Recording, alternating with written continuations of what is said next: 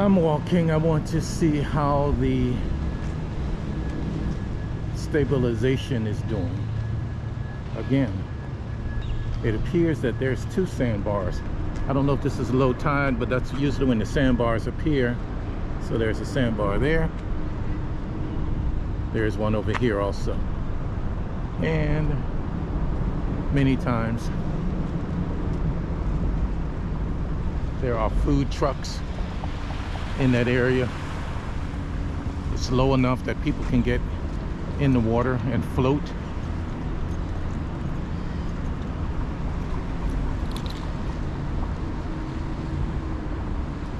On the other side of this bay here, that tall building is Florida International University, North Campus.